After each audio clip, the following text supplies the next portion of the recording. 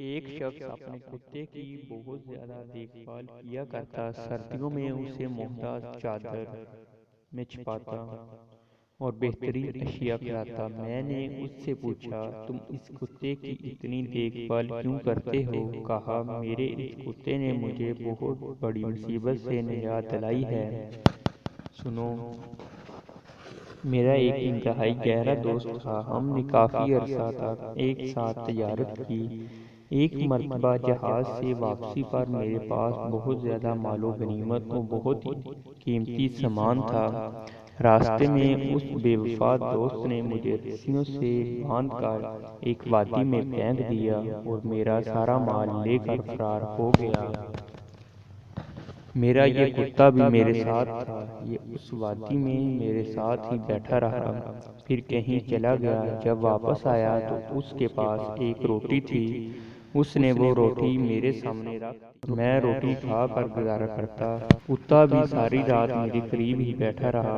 صبح بیدار ہوا تو کتا نظر نہ آیا۔ ابھی کچھ ہی دیر گزری تھی تو وہ میرے لیے روٹی لے آیا۔ تیسرے دن بھی وہ اسی طرح روٹی لایا اور میری طرف پھینک دی۔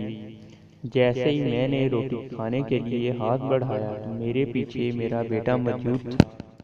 وہ مجھے اس حالت میں دیکھ کر رو رہا تھا۔ اس نے روتے ہوئے میری رسیاں کھولیں اور حقیقت حال دریافت کی۔ میں نے سارا واقعہ بتایا اور پوچھا، تجھے کیسے معلوم ہوا کہ میں یہاں ہوں؟